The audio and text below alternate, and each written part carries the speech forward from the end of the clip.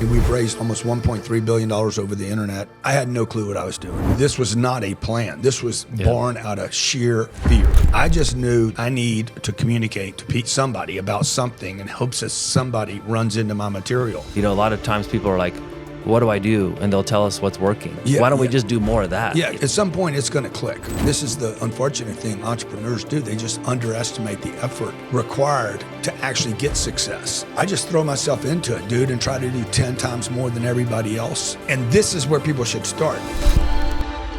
So becoming known was the best thing I ever did for my business. It allowed me to scale my business, but also allowed me to increase my income exponentially, which then allowed me to make better investments. And I learned all of this about 5 years ago from one individual who I read his book and saw him at a conference and just started following all this stuff. So that is Mr. Grant Cardone. He is the #1 sales trainer in the world, New York Times bestselling author, media giant on social media, YouTube, all that stuff. But he's also a real estate mogul. I'm an investor in one of his funds, actually. He has $4.5 billion in assets under management right now and runs 16 plus businesses. And then also, really cool thing, he has a foundation that helps provide financial education to at-risk youth. So thank you so much for being here, Grant. Really appreciate you, man. Appreciate you being here, man. And your story, it's exciting to hear that you went to an event and you're one of those people in the room that actually something happened. Yeah. And you responded to it. And I know I've been to things like this before, or listened to an audio program, or read the cover of a book. Yeah. Like shifted me to think different and to become something, different than what I was. Yeah, and you talk a lot about this. You said back in the day you had tapes. Yeah. You were listening to the same tapes. Yeah. And just changing your inputs, right? Yeah, well, I had to replace the tape, the recording that was going off in my head, with some new training and information. I didn't have anybody to teach me or mentor me. This is pre-internet, pre-phones.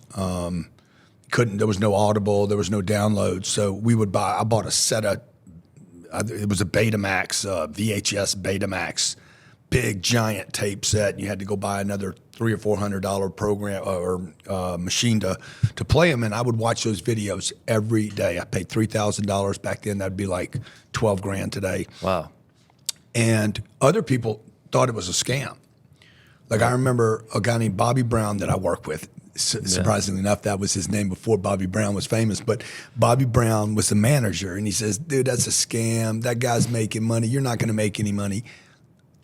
Those tapes were worth hundreds of millions of dollars to me because it literally got me on the path from being broke to having direction and some confidence and at least a playbook. Yeah. Because I had been up to that point, I had been basically going to work every day without any kind of real direction or sense of what do I do when X, Y, or Z happens. Yeah. So, and what's crazy is, we talk a lot about people having that shift. Sounds cliche at this point, but that's why you invest heavily in these businesses. In these events, right? 10X GrowthCon is bigger than ever. It's not backing down, like it's getting bigger.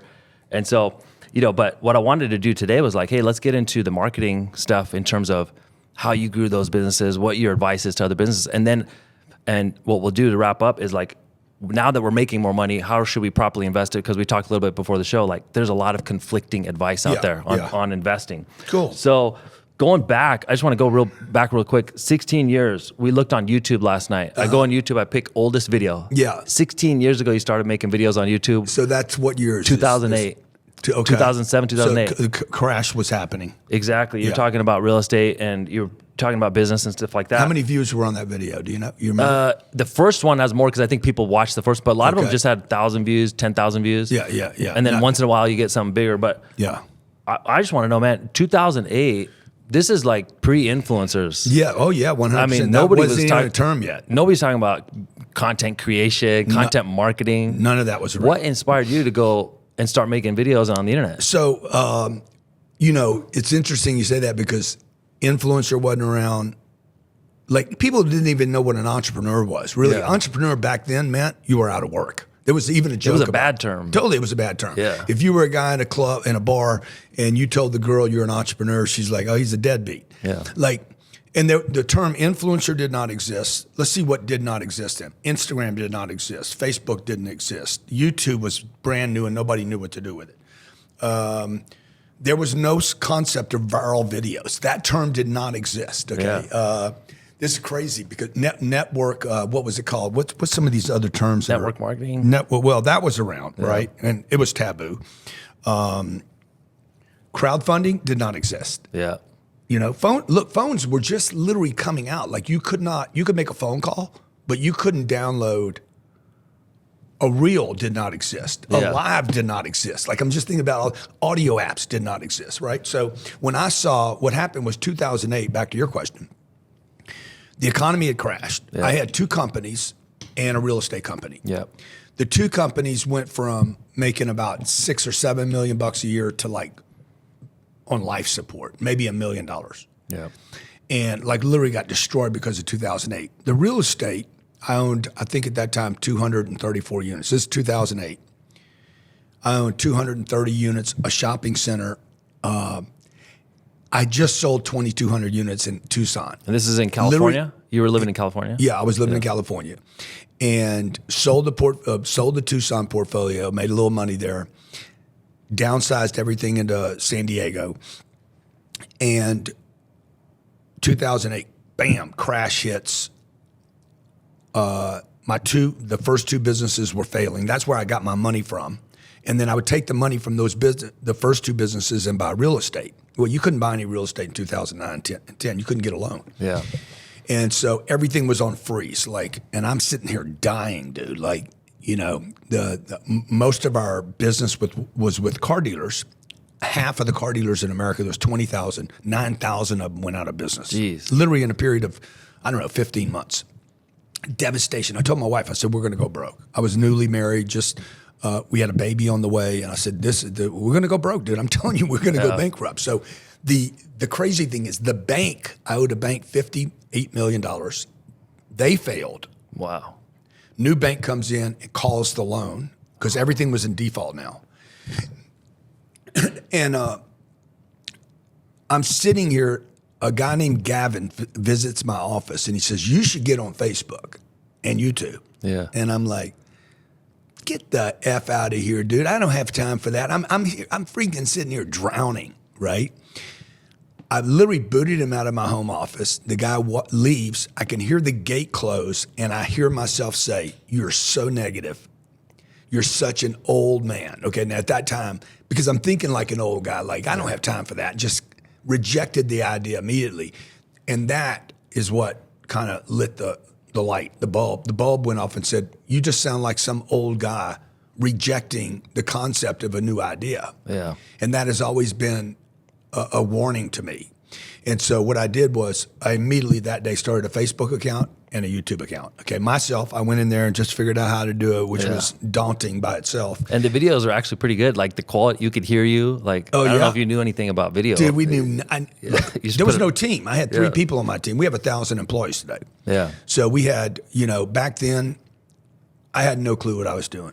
None. I just knew this was free. I had no money. Free attention. It was free attention, and I needed attention because I was in one sector, right? No one knew me, and this is when I started understanding the problem I had created was I was too dependent upon too small an audience. There's a warning to everybody listening. Like you can have a good thing if you are dependent upon your audience. You will know it.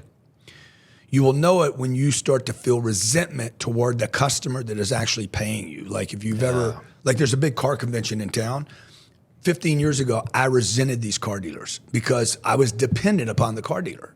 Yeah. And I needed their money so bad. And so when they pay me, it was a weird kind of phenomenon, but when they paid me, I was like, they were never grateful, never happy about it. I never gave them enough value. They always wanted a deal. And so I would resent the business.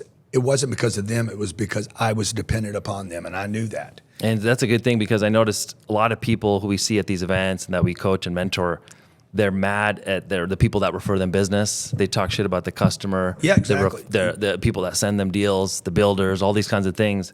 It's almost like a tell. It is. That you don't have enough customers. That's right. You don't have enough business. That's right. And so that's a great point. So then you start doing this stuff, the content, and at what point did you say, okay, I'm going to flip the switch and go big? Because, in 10X, rule, when you're talking about that, you were doing media, you talked about just the volume of output that you guys were doing, even back then, 10 years ago. Yeah, but there was no plan here, right? So there was just, you said something when we sat down today about you guys are built different. Yeah. And this was all fear-based. Like there was no intelligence here. I don't want anybody to think, oh, Grant Cardone had this idea that he was going to become a marketing whatever phenomenon on the internet. Like this was not a plan. This was born out of sheer fear. Like I need to communicate to somebody about something in hopes that somebody runs into my material. Yep. And I just knew that no one knew me. And if no one knows you, if you're the Tarzan of the jungle and you're by yourself, you're just, okay, big deal. Nobody knows you. There's nothing going on. And I was this giant in a small industry. Yeah. And when that industry failed, I couldn't take care of my family. Yeah, so it's like visibility beats ability. Yeah, exactly. Like you could be really good at that one thing, but it doesn't matter. Best known beats best. And that's what wasn't spending money in advertising. We weren't buying ads. We knew no one knew me outside of the industry. There was me and another guy in the automotive industry that were kind of the leaders. He spent more money than I did. I spent no money on advertising. I was buying real estate. Yeah. And he would double down in his business. So he was always a little bigger than me. That makes sense. So then one thing, like when I said built different, it's not really it's kind of like when I would see all the things you do and how they get bigger and bigger. You're like, I'm going to do a fund. All of a sudden, there's billions of dollars in this fund. It ain't this is not small boy stuff. You know what I mean? Like, so I feel like. But it all started out small, right? Yeah, it started off with just one deal, right? Yeah. So it started out, one industry, and then we took it and just, today we're probably in, 30 or 40 industries today. Yeah, and I think this is the problem. People have they look at people like yourself and they're like, oh, I want to do what Grant's doing. I want to do this. Yeah, but they want to go have a jet. They want the plane today. Let's go back to what you were doing then, and you're posting videos and trying to trying to get known in your market and trying to get known outside. Out of my home. Yeah. Okay. We had 3 employees, all of which, except for one of them, was useless. No Rolls Royce, no nothing. There was no Rolls, bro. Are you kidding me? There was an old Hummer. It was a 8-year-old Hummer. There was no office. There's no Grant Cardone. There's no logos. There's no 10X. There's no books. There's no plane. I'm flying commercial. Yeah. And I'm flying coach. I'm not asking anybody to feel sorry for me or cry, but even when I'm making a couple $1 million a year, but I'm not spending it. Yeah. I'm burying all of it in real estate, which you can't get to. You can't get to the money. It's locked up. It's locked up. I'm trading Marriott points to stay places. I'm traveling 250 days of the year, knocking on doors, cold doors, trying to build a business. I still do a lot of that stuff today. Yeah. Right. So we come to Vegas. I'm doing this event tonight, speaking at this dinner tonight.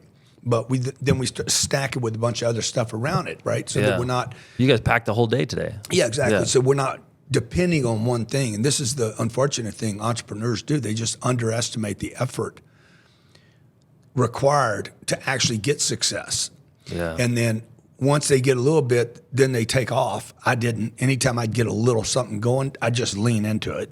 Yeah. And try to get more out of it. And you talked I know you had a history with drugs and then you got over it, but now your drug of choice is this, right? Success. 100%. It just drives you. Switch on the rather than using drugs, I'm like, okay, I'm going to go use work, which I think, a job is just a really, really very important thing for people to have. I've seen people. I was writing a post on X this morning about, when somebody loses their post or their job or their purpose, dude, they decline. So their health declines, their mental abilities decline. They get envious and jealous of other people.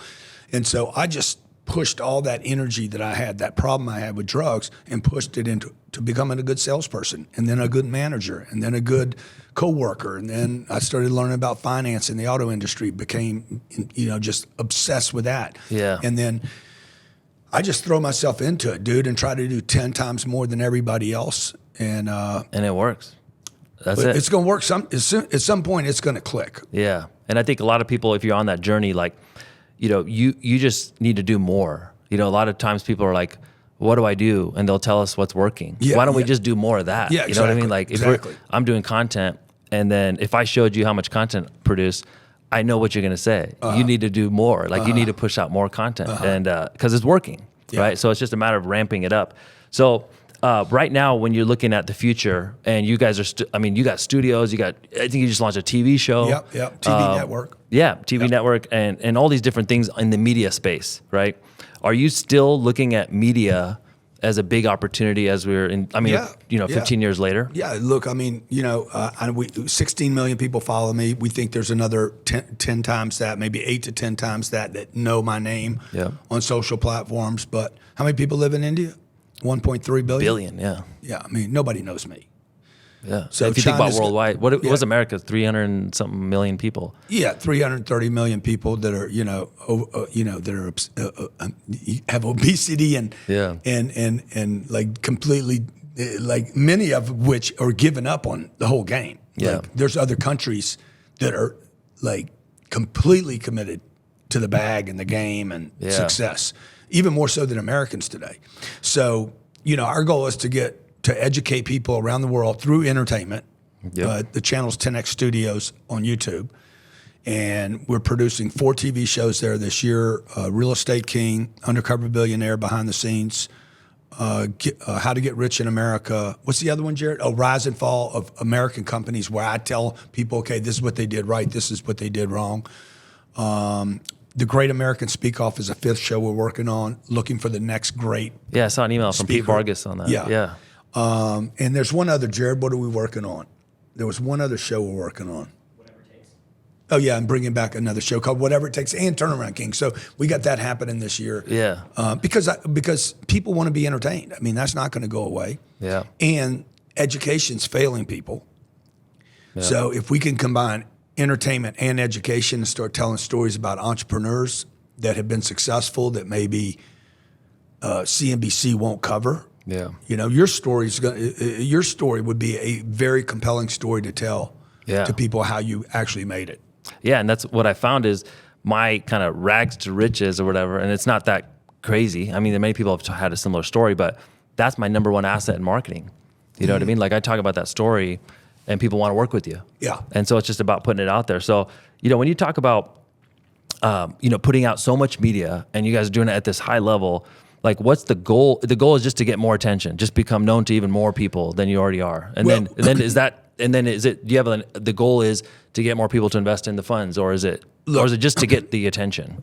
No, number one, when I'm gonna go back and say 2008, 9, and 10, there was no plan. In 2020, there was still no plan. Oh, really? No, like 4 years ago. In fact, 4 months ago, there was no plan. So at the end of 2023, we still didn't just keep doing what we were doing, dumping lots of content.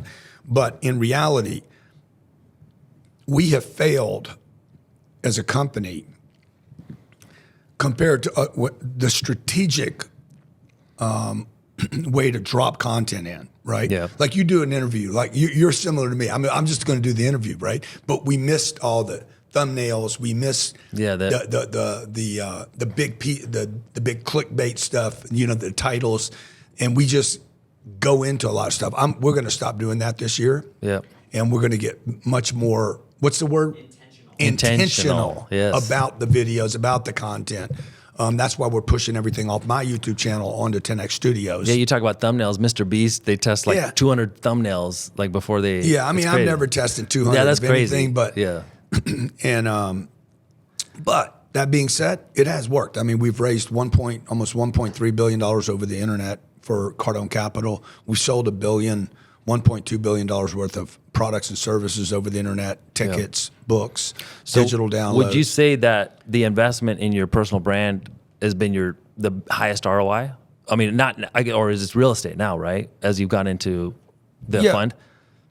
Well, all the businesses work together. There's not a business that, they all sit on a hand. So if I move my pinky, my thumb's going to respond.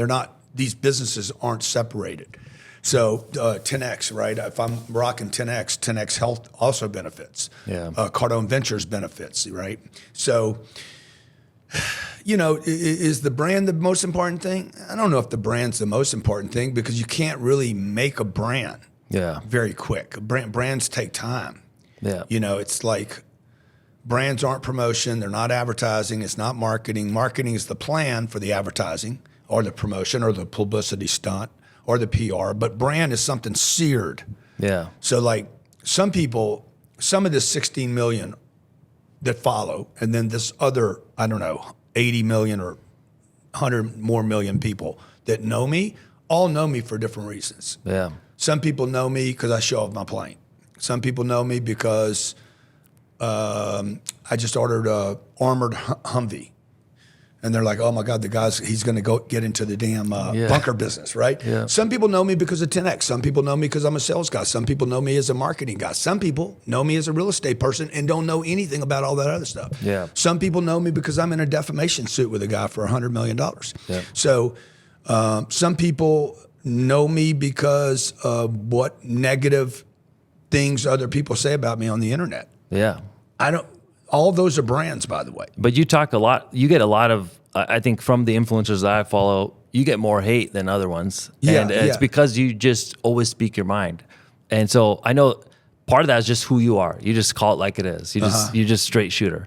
But some of it is a marketing thing, right? Like it seems like you like the controversy when someone's hating on you. But it's not a game for me. I'm not trying to do this for marketing. Like we don't sit and think, okay, I'm gonna push on this dude to get more marketing. Yeah. I'm just gonna push on the guy because I don't agree with him. Yeah. And if I don't agree with somebody, these guys can tell you that work with me. Dude, boom, that ain't gonna work. Like, that's not gonna work. That's ridiculous. That's dumb. That doesn't make any sense. You know, this thing that you talked about earlier about 3 guys speak from a stage and they all have different advice on investing. Yep. I'm like, fuck, I ain't listening to any of you guys. Okay? Yep. Because I don't want to be you guys. I want to be something else. So I don't know why exactly I create the controversy I do. One is I do speak my mind. I'm not trying to get marketing to do that. Yep. But I'm just trying to understand what's true for me. And then when you drop in something that's not true for me, I'm challenging myself, not really you in the beginning. Yeah. You know, like you say, you need to save 3 months of money. And I'm like, okay, why do I need to save 3 months of money? Like, I'm challenging everything I've been told my whole life. And I'm like, this is stupid. Why would I keep money that's going down in value for some freaking emergency that hasn't happened? All I'm going to do is basically fund an emergency.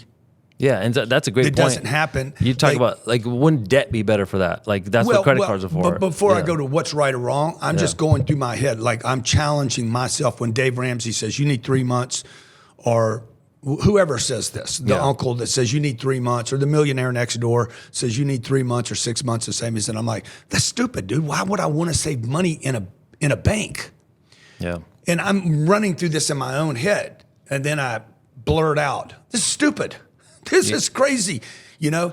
And when I blurt it out like that, it becomes controversial.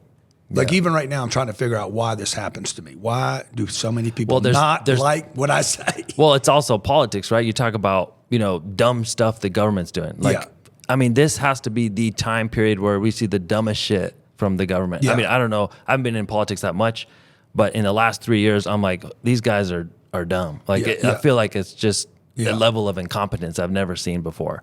And so it's not about politics, like what side you're on. This is just dumb shit. You know what I mean? So if you say it, a lot of people seem to be offended by that these days, So I think that just comes with the territory now. Yeah, and I mean, that's one piece. Their rightness, their bias, my bias is being challenged, so I'm going to defend it. And then the other thing is, when you start stacking successes and you start moving away from people that you were once maybe peers or competitors with, and you start moving away, there's a period when you're moving away from them that they're like, oh my God, he's getting ahead of me. Yeah. That causes some friction. Once you leave them completely, like wham, you're in another realm, that drops off. And then they're like, oh, I always knew you were going to make it, man. I'm so proud of you, man. Yeah, well, you weren't saying that shit. Like a couple years ago, you were freaking kind of hating on my, So I think some of that's just natural, dude. Just natural envy and jealousy and. Yeah, it makes sense. So then when you talk about now, obviously being known, it doesn't matter what industry you're in, you got to be known. So, doubling down. Is that, you talk about doubling down on content and media. When you're looking at businesses that you invest in, because I know you guys have Cardone Ventures, and you guys look at a bunch of different businesses throughout the year.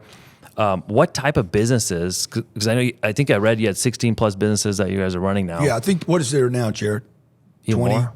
plus, 24? So what type of businesses are you investing in? What are you excited about? Or is it really just based on the operator? Anything that fits. Anything that works. Really, I mean, it is the operator, but does it fit for us? Like I'm not going to go, no matter the operator, I am not going to get involved in Big Pharma. Let's say Big Pharma came to me and said, bro, we got it, you're a perfect fit. We're going to 10X people's depression. Yeah. I'm like, yeah, that doesn't fit for me. So I'm not doing it. So there's the moral piece. Yeah. I don't live in California because of a moral issue. Yep. It's not a financial issue. It's like I'm not going to live in a place where I can't agree with. I'm not going to do business with somebody I can't agree with. I don't care how good the operator is. Then the third filter is going to be, does it fit with what I'm saying? Like we're starting an investment firm right now that I think is going to be massive. Yeah. And we try to create that relationship where whatever I'm talking about, I'm sitting here talking to you. I can also talk about rebellion marketing and other options and choices where people could actually start moving away from the Merrill Lynches and the Fidelities, these giant $1 trillion slave masters, and have alternatives that democratize the little guy and put the little guy back into play. Yeah. And so there's got to be a fit, right? So we did a health business. We've done an HVAC business. We've done ranches, 10X farms and ranches. And when you look at the businesses you're investing in, I'm doing like I just bought 2 big Humvees, okay? Yeah. That are EMP protected. I'm probably going to do a deal with a Plan B kind of Humvee, armored and non-armored, to plan for those people maybe that follow me that want some protection against an event happening. Yeah, that's huge. So that's a fit, right? Yeah. So I'll put you on the list for. That'll be cool. Yeah, I like that. And then there's a lot of things that fit with what your interests are as well. I noticed like a lot of things you're into and those types of things. But when you look at the actual businesses, why they're not growing, I think like this would be super helpful for people who are running that business or building their teams and all these things. What is the mistakes you're seeing these people make, like that you guys can help with? Because I know that's one of the things why people partner with Cardone Ventures, and you're allowing them to scale. Because even in my personal thing, like we hit a level of success, and then I realized this isn't shit. You know what I mean? Like I thought if you made a few $1 million, you'd feel like rich. Yeah. But I feel scared. Yeah, totally. 100%. I don't feel like I can just go blow money. Yeah. Like I feel like, and then looking at you weren't even happy. No, it's a weird feeling. Went from zero goal. I got a goal. You hit the goal, and the moment you hit the goal, the couple $1 million, you're like, oh, now I'm scared. Was that the experience? Exactly. That's what I tell everybody. I mean, it feels better than being broke, but at the same time, like I don't feel like at ease that you can just chill out. So now you have a responsibility, right? It's like having $1 million is like having a bunch of kids. Yeah. You didn't have any kids. You were single, doing your own thing. Next thing you look up, you got 3 kids. You're like, shit, I'm responsible. Yeah. In fact, there's surveys done today that kids growing up today are saying, I don't want a kid. And I don't want a marriage, and I don't want a house, and I don't want a car. Not because I can't afford them, because it forces me to be responsible. A couple $1 million is a new responsibility that most people are not prepared for. So why do so many people stop there? Yeah, so to the first part of your question is, where we help people is number one with the think. Okay. Like you think 2 million's a big deal, and if you had somebody around you saying, bro, stop 2 million a month.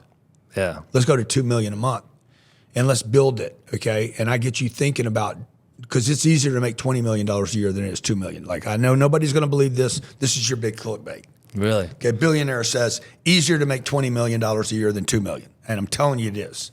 How? Well, explain that. Because you need people, man. You can't, you're not going to make $20 million without people. You need to add people. People are not a problem. Okay. So there's an equation to moving from 200 grand to 2 million to 20 million. There's people issues, there's operations. How do you scale through all that? How do you market? What do you sell? What products do you sell? But there's basic math in that process that the super wealthy They don't do things the way we do things. Oh, I got to add I got to get 200. I got to take baby steps. Real estate people do this too. I got to buy a single family, and then I got to buy a duplex, and then I got to buy another duplex. And you don't have to do it like that. You could actually skip to the good stuff. That Instagram song where it says, "Can we just skip to the good stuff?" part, yeah. To the good part, right? Yeah. So what we do is we help at Cardone Ventures. We help people skip to the good part That's huge. and get through the painful. So there are shortcuts in business. 1,000%. Okay. Like in real estate, the shortcut is you don't buy a single family, you don't buy 2 units, you don't buy 4 units, and you go raise money to buy 40 units. Yeah, and that's a mistake I made. So I'll just tell you personally, I made some money. I put some money in the beginning into one of your funds. Then I bought over the last 5 years 6 or 7 single family homes. Yeah. And they're rental properties. Yeah.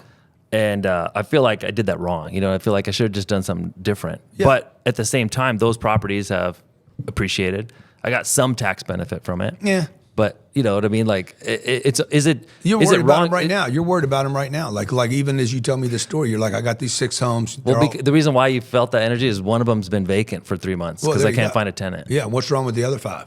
They're rented, but they could go vacant at any time. You're worried about him right now. Guy loses his job, boom, he's bouncing. Yeah. Or he doesn't bounce and he stays and doesn't pay.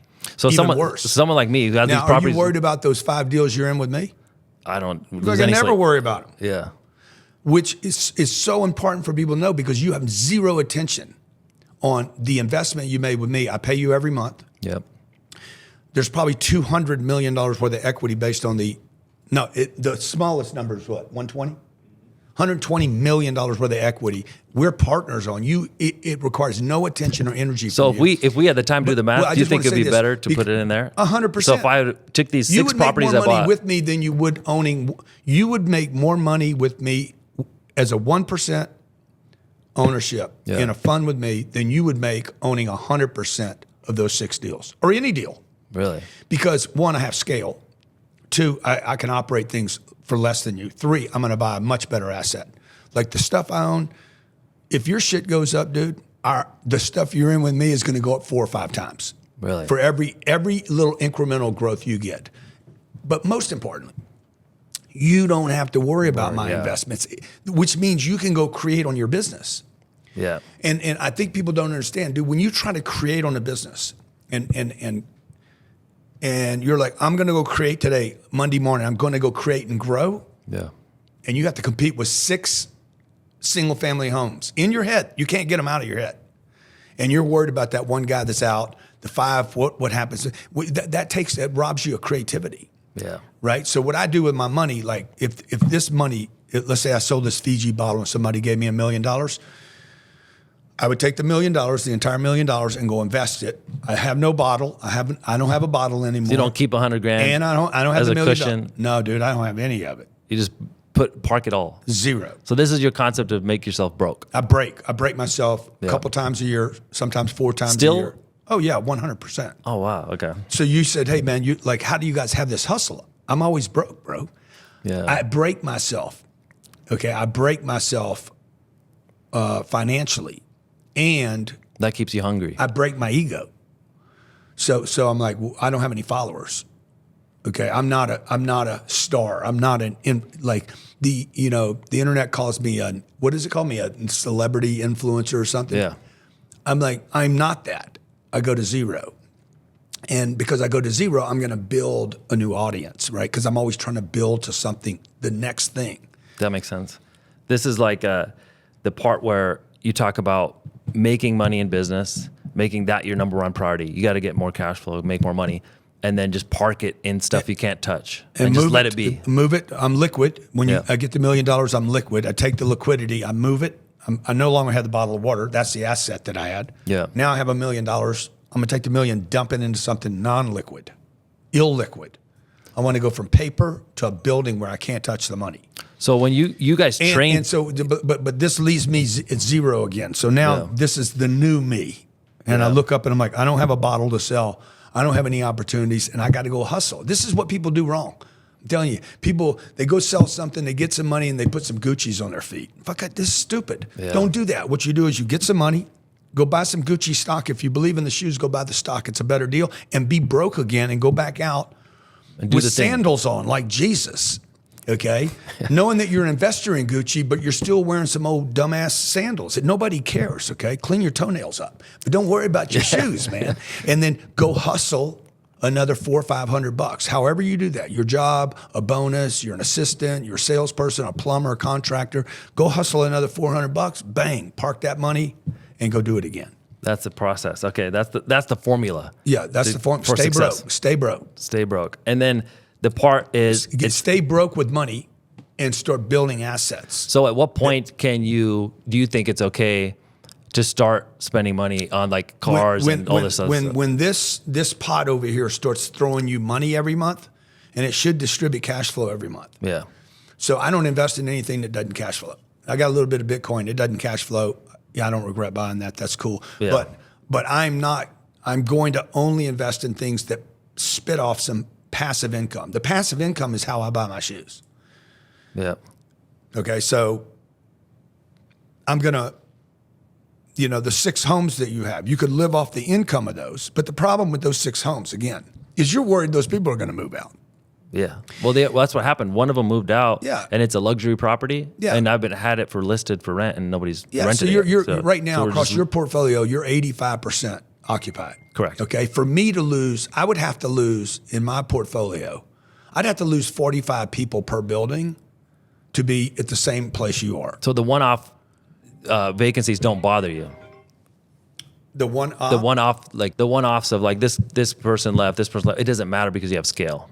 Yeah, dude, if I have 400 units and one person moves out, I don't even know anything happened. I'm like, Yeah. it was a non-event. And this is where people should start, okay? You should start with 32 units. That is the perfect number. Your first deal should be 32 units. You should look for a property where the rents are 1,000, but they should be 1,200. They're 200 too low. If you can find that deal in your marketplace, it's probably 1970, 1980 built. Guy's probably owned it 10 or 15 years. He didn't raise the rents because he doesn't need to. The rents are 1,000. You raise them to 1,200. You'll make $1.2 million on that deal as soon as you move the rents without doing anything. That's it. Okay. So then people who are first focus is like, okay, increase your marketing, make more money, get more customers, build your network, hire people, do all that stuff. And then at the same time, Make money, dude. put the funds into these deals. Now, if you're saying if you can't find the deals, just partner with people who can find them. Right. 100%. No real estate deals. If we're talking about real estate now, I think you're that's what I'm shifting saying. into real estate. So no real estate is owned 100% by anyone. Nowhere in the world. No one owns all the real estate, except maybe the Vatican. Yeah. If you're dealing with property taxes, a bank, investors, you're always going to have tenants, right? The tenants are a partner in a real estate deal. Yeah. So there's no such thing. I thought when I started, when I was 30 years old, I'm going to be the owner. It's not, you can't be the owner. You have a bank involved in most cases. You have property taxes involved, and you have a tenant. So now what I do today is we have partners. We have 13,000 partners in our real estate. We own $4.5 billion worth of real estate, going to $10 billion. The goal is to go to $10 billion in the next 12 months. Yep. And then $100 billion in the next 5 years. We'll be the largest apartment owner in America and do it with everyday people. So like some of your buddies that that syndicate deals, Yep. Many of those guys are going to big institutions to get their funding. That's a partner. Or you go to Fannie Mae to get a loan. That's a partner. And then you have, 40 tenants. Those are partners. So I would just tell everybody, quit thinking about you're going to own it all. Partner. Think about having partners and investor partners. Or you be the passive investor with a guy like me. How much you put in the $100,000. Yeah. So what are you getting every month? $500. Yeah. 6% a year. And then at the end in December, I get more for some. Yeah. That's like 13, the end of the year. Yeah, we throw off a surplus. I thought that's like a the Christmas end of the year. bonus or something Yeah, you guys give us. exactly. That's Yeah. it. So that is the formula. And when you talk about putting the money into these deals, a lot of, that's the advice. Like somebody will say, hey, just go buy, the real estate guy will say, hey, go buy some duplexes and triplexes. And you're, or flip a deal or do the bird things. Yeah, but these things end up taking your eye off the ball in terms of now you're dealing with, that's another business. You know what I mean? No, that's another job. That's not another job. a business. Okay, is it Burr? Yeah, Burr and fix and flip, all that stuff. Fix and flip, these are jobs. Don't kid yourself. You're not an investor if you're a fix and flipper. Okay, if you're doing single family homes, you are not an investor. You are a manager of a piece of property. You collect checks, you fix the property, you paint it. You cannot afford a manager. Now, you're an investor with me. You don't paint anything. You hadn't even been to the properties, bro. Yeah. There's no way you've been to all four. So this is a good concept. It's like, I should want to be an investor. You want to be an investor. Who cares about being an owner? You don't want to be an entrepreneur. Yeah. You do not want to be an influencer. You do not want to be a boss. Okay, I'm telling you, this is bullshit. Skip to the good stuff. Be an investor. Be Buffett. Be Buffett. Yeah. Okay, Buffett's a perfect example. He made $508 million as an investor at Coca-Cola last year. The top guy at Coca-Cola made $58 million. Wow. So Warren Buffett made $500 million being an investor. He's never in the operations. Yep. Okay. And the CEO that runs the company made $50 million. Who you want to be? Do you want to be an investor? You don't want to be the owner. You don't even want to be the CEO. You don't want to be the top guy in the company. So entrepreneurship is kind of the means to the end of You getting. don't want to be the entrepreneur. You want to be the investor. You know, I see people with their little shirts on. I'm the boss. Like, you're stupid, bro. You're a slave. Like, the super wealthy look at the boss and say, what a nigmo. Yeah. So you don't want to be the boss. That makes sense. You don't want to, because you're still in the business. But you guys teach a lot of people, like people that come to 10X. These are all small business owners. But like these are business What we're guys. doing is we're building their business now, because back to this. I buy a building. Yeah. No, I got some money for this, and then I buy a building. I converted the money to a building. So now I'm broke over here, but I got this building, and then I do it again. Boom, and I got a second building. Okay. Now I'm gonna start building this portfolio up over here that's taking care of me while I'm building this. I have all my attention on the grind over here for the money, but the reason I'm grinding money out is to invest in myself. I need to be better, faster, smarter, better picker of people. And then I'm going to invest the money in that business, more marketing, sales, operations. And then when there's money left over, maybe I'm a sunglass company and I'm selling more sunglasses. Any surplus, I'm going to start dumping into these real assets over here. These give me a bunch of tax write-offs. Yeah. Against this earned income. I'm broke all the time, but I'm starting to build up assets over here, but I'm broke over here. So I'm not buying the Patek's and the Rolexes and the Rolls Royces and showing off. And Yeah. dude, I'm low key over here, and I'm burying everything over here. That's it. And then one day when this starts spitting off, yeah. then I'm like, okay, I want some Gucci's. I'll buy them out of this. And then the other event, like all the things that you guys do in the business side, you're not taking your foot off the gas there at all in terms of that. Yeah, right? we may be toward the end of our 10X growth conferences. Really? Yeah, Okay. we're discussing whether we will continue that in the future. We have one coming up here in April 2nd, 3rd, and 4th. We're 90% sold out right now. The lineup is freaking ridiculous of people that we're bringing in. Yeah, it's always crazy. Like when you see this list, when you see the first two people that speak the first morning, you're gonna be like, bro. This is Miami, right? Yeah. How did he get these guys? Yeah. So we do 3 days there, from the first speaker to the last day. The last guy that speaks on the third day, like these are people you cannot get on a stage. So, but we're thinking about winding that down. That either we don't sell tickets in the future and it's just for our investors and partners, and it won't be open to the public. So, yeah, and I think one thing that we can kind of get into at the end of this interview is like this is a big thing I learned from you, and maybe you can help a lot of people with this. So I remember kind of inquiring about an event, the 10X event, like going to it. This is like 3-4 years ago, and some dude texts me back, and then that dude, he wouldn't leave me alone. Yeah. Like he called, he DM'd, he found me on Instagram, he sent me a voice memo. Yeah. And then he eventually he's like, dude, there's some deals, we're gonna close you on this. Yeah. So here's what I thought. When I first started putting together events and marketing and things like this, I thought you build it, they will come. They don't come. Like we have to close people. And when they're there, they're going to have a life-changing experience. It's going to be awesome. So I really believe in the product. Yeah. But people weren't buying it. So what I found is like sales is still vital to this whole thing. And I feel like a lot of people just let it go. Like they do the marketing, but they don't close people on working with them. Yeah. So can you talk like about that part? Like, cause you guys are pretty aggressive with the sales stuff. Yeah. Well, I'm an aggressive person. So, Yeah. that runs through the organization, and then we don't leave it up to you to buy something. Because people just kick the can down the road, especially today. People don't have confidence in themselves, man. They can't pull the trigger. Man, I want to do it, man. I want to do it. I want to do it. Oh, I got to get a nanny. I got to travel. I got to get on a plane. Okay, I'm going to do it. I'm going to do it. But they don't get around to doing it. And so what the company does, whoever the company's trying to market, whatever they're marketing, the sunglasses or an event, they're going to lower the price to get you to come. The guy still doesn't make a decision. Yeah. Okay, and then you start thinking, oh man, I need to tell them more about the event. I need to tell them who the speakers are. I need to bring more talent in. That's not going to get them to do it either. We don't even tell people who's going to be at the event, and we sell That's every crazy. event. Yeah, every event is oversold. That's brand.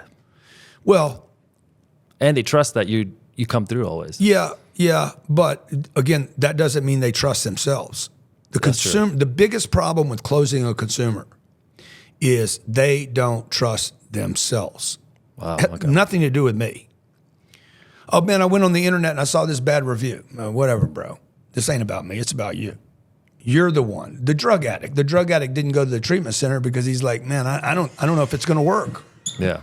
You know, the guy doesn't call the girl because he doesn't think he can get her. It's him. It's not her, right? So people need to understand, look, your consumer has no confidence in themselves. If they did, they would have called you and bought a ticket, but they didn't.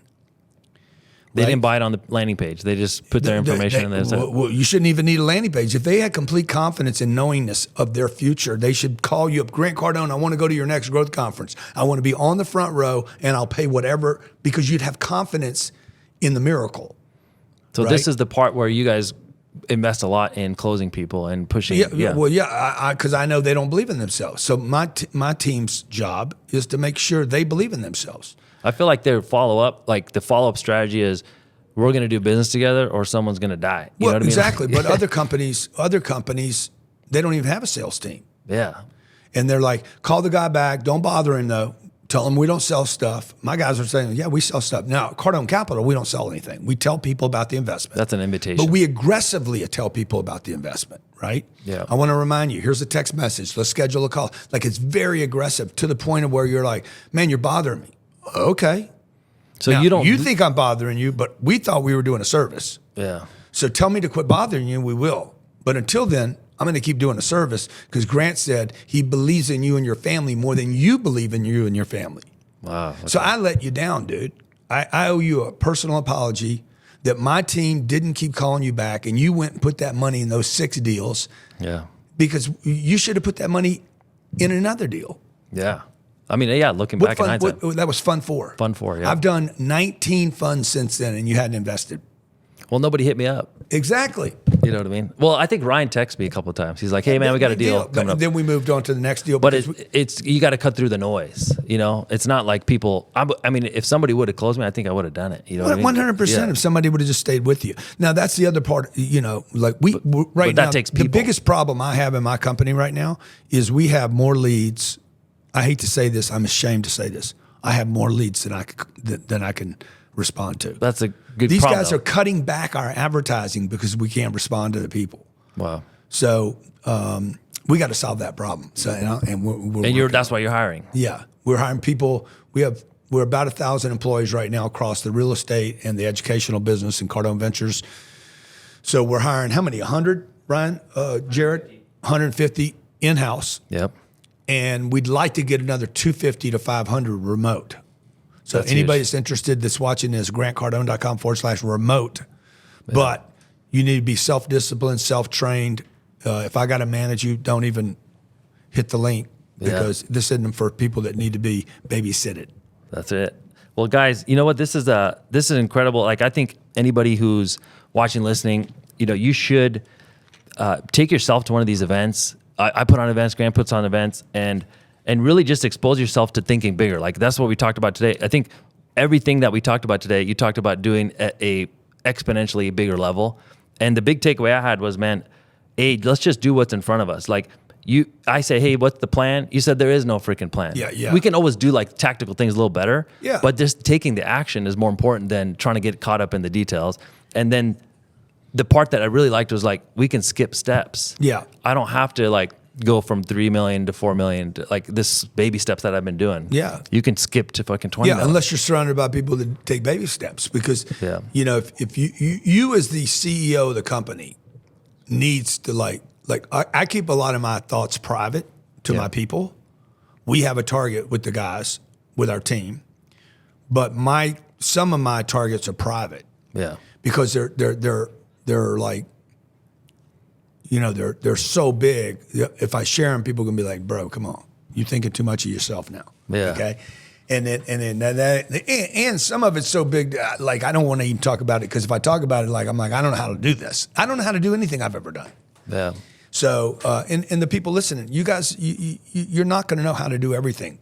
You need a plan. I'm not saying you don't have a plan, but while you're planning, somebody needs to be making a phone call and getting you out of the moment of being broke. Yeah. So you can start funding the marketing and the other people and some assets. Yeah. And don't worry about having 3 months savings plan. Yeah, well, that's just stupid. Yeah, that's it. Well, thanks so much for being here, Grant. We really appreciate you. And then, everybody that's in our audience already follows you, and I'm sure we'll be looking forward to bigger and better things. I'm glad you're not taking your foot off the gas, man. No, I'm not, man. Thanks. That's it. Thank you.